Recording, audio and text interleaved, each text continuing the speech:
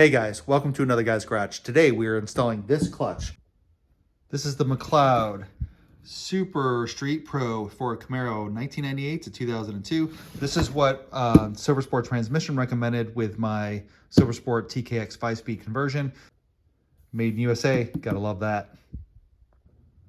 First things first, let's get the pilot bearing installed and then let's get this clutch in. Today we're installing the clutch pilot bearing. Note the direction that it gets installed. This shows here transmission side as shown. So we're just going to take a socket of the similar diameter and we're going to pound this into the back of the crank. I've already cleaned up the back of the crank, so it's ready to accept the new pilot bearing.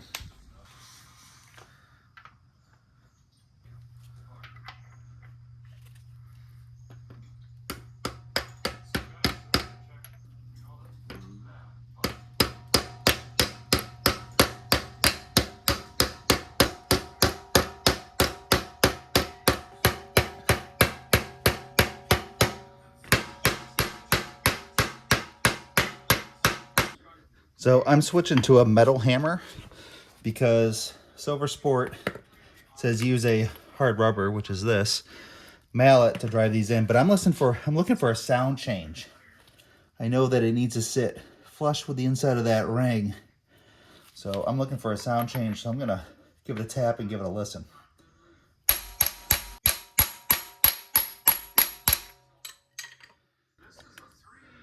All right, and we are in. You can see that it sits flush with the inside of that ridge on the back of the crank. I could just get a fingernail on it. So we're in. All right, my kit came with ARP hardware. Says here, don't use any washers. Also use Loctite 242 on the threads, and then use ultra torque fastener assembly lubricant on just the head. So I'm gonna prepare each one of these bolts by putting some of this, which is the ultra torque assembly lube, just on the heads of these. Ooh, it's mostly oil coming out. All right, not a problem. Apparently, ultra torque also ultra separates. All right, take two.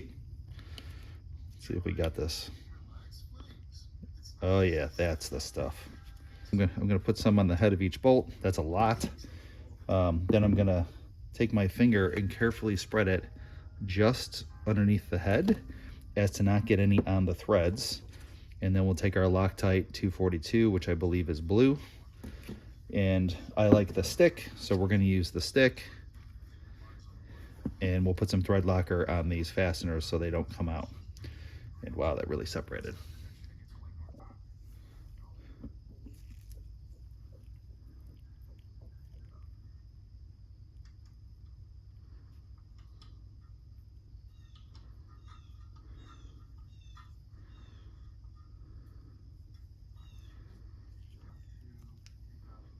There's one. There's two. Now I just need to do the other four. All right, the instructions then call for the Loctite 242. Like I said, that is the blue. I like the stick. I normally would say don't put a lot of this on, but the holes are through holes in the back of the crank, and they're open to the crankcase, which means oil could seep out of these. So I'm gonna go ahead and not be shy because it's also gonna act as a sealant. So I'm gonna put a little bit more on than I normally would, just to make sure that we also have an oil tight seal off camera. Give it a good coat. Oh, there we go, all the way around. All right, now do the other four. All right, first things first, I went ahead and I staged everything. I got my bolts up here. I'm on my knees. I got my flywheel ready. I got 2 wrenches. I'm going to do this in a 3-stage because, hey, if 1 stage is good, 3 must be better. So I'm going to go ahead and snug everything down just by hand to draw the flywheel in. Then I've got my torque wrench set to half the torque, which is 42.5. It needs 85 foot-pounds of torque. So I'm going to sneak up on it, do everything half torque, then I'm going to go through one final time and do full torque. I also made sure that all of my spark plugs are in tight because I'm going to need the help of the compression from the engine to make sure that these go in without that flywheel spinning. So let's get to it.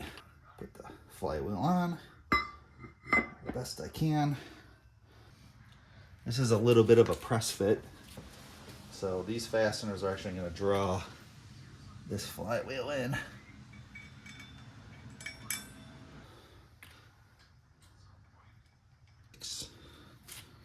All right, step number one, let's draw them all in. We're going to go ahead and use my 1/2-inch socket here. Drive these in place. And again, Loctite does cure, so we don't want to lollygag. We want to get these assembled. Snug them in a star pattern. So go opposite. Make sure I get this on nice and straight.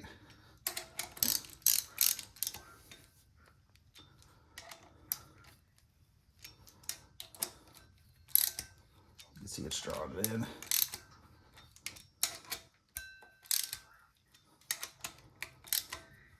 All right, that's about as tight as I can get it with this little tiny ratchet. Now we're going to give it half the torque. Get you over here maybe.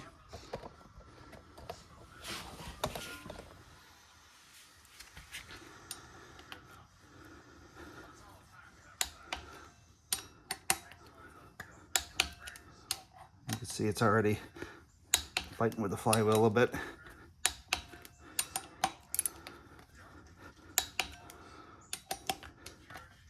Again, continuing with my star pattern. Make sure I got them all.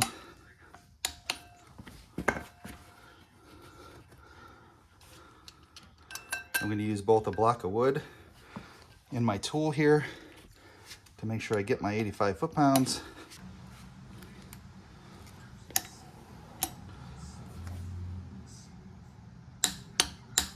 '85. 85. Remember the star pattern. All right, let's go around the horn one more time.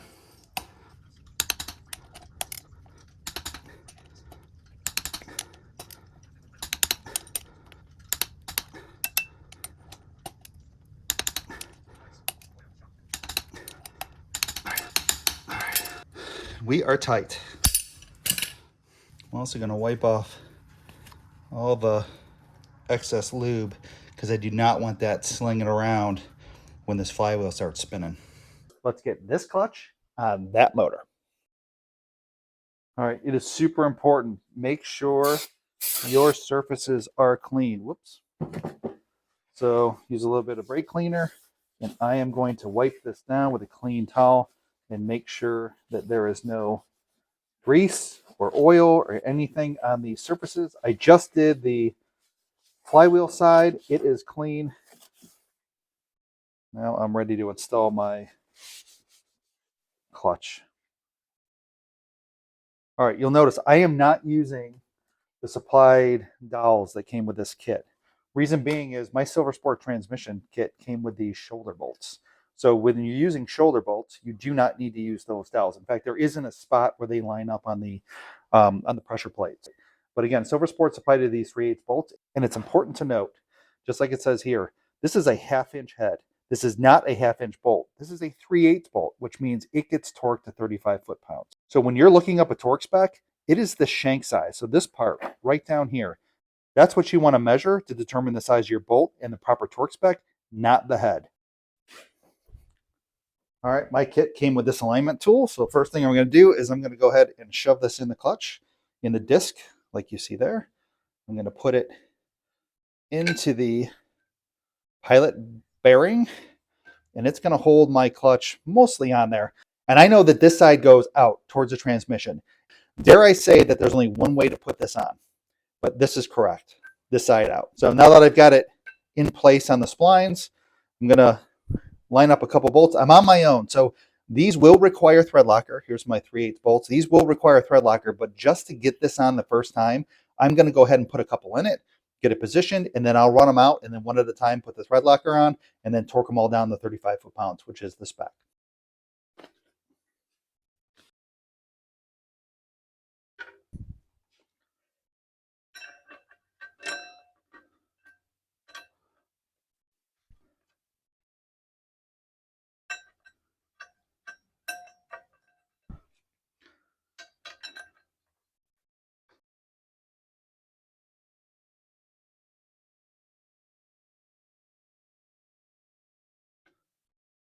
All right, I'm going to hold the clutch disc. I'm going to start snugging these down. I don't want to hold it up. I'm going to hold it straight in there.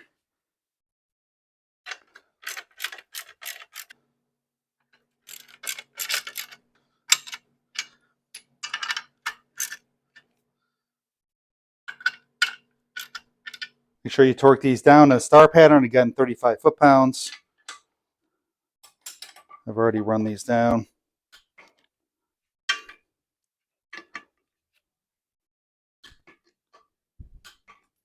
And then for good measure, I'm going to go once all the way around the horn. Make sure I got them all. Careful. This causes cancer in the state of California. Good thing is, we're not in California. Please keep an eye out for my next video. We're going to shim this hydraulic slave cylinder. I'm going to show you how to do that with the Tremec TKX 5-speed. If you got anything out of this video, or you learned something, or if I did something wrong, as always, like, subscribe, leave me comments, tell me what I did right, tell me what I did wrong, and thank you for watching.